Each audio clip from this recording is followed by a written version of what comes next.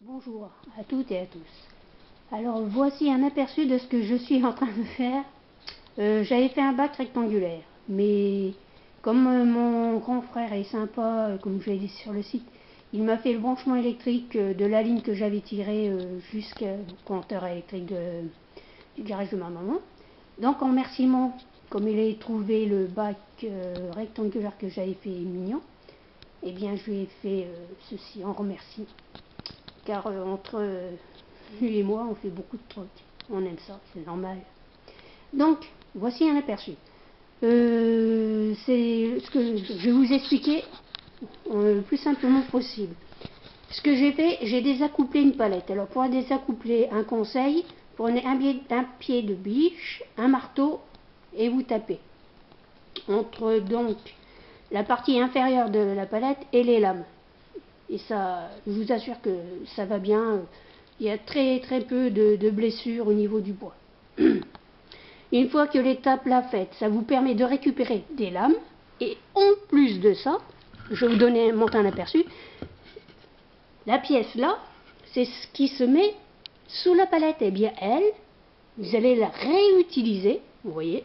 Donc, j'ai coupé la côte que je désirais, qui va aller sous mon bac à fleurs.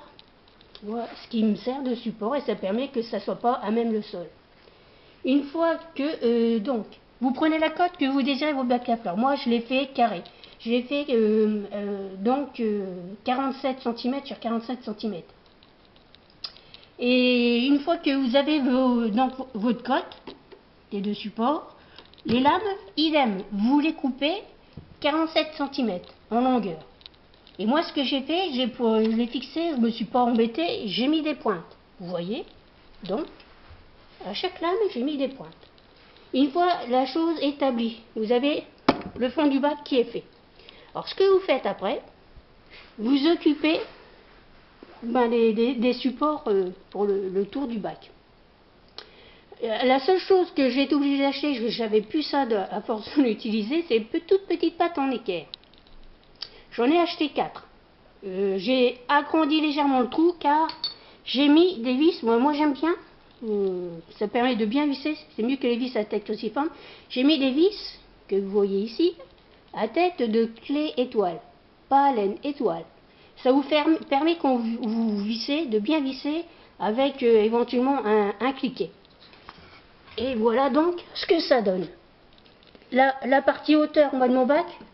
Je lui ai fait, il m'a dit qu'il voulait que ça fasse 42 cm. Donc, mes tasseaux, chacun seront coupés, enfin déjà les deux là, je les ai coupés à 42 cm de hauteur.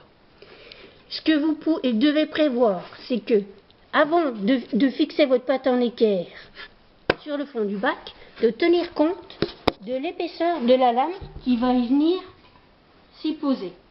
Vous voyez? Qui doit venir donc là. Il ne faut pas que ça déborde de l'autre côté. Je vais vous montrer. Vous voyez? Il faut que ça soit comme ça. Que ça suive bien la continuité de la partie inférieure du socle. Jusqu'en haut. On est d'accord. Donc, ne pas oublier de calculer l'épaisseur de la lame. Et une fois ceci fait, donc vous avez calculé, vous n'avez plus qu'à faire ce que j'ai reproduit, c'est-à-dire comme le premier tasseau, il fixe sa patte en équerre.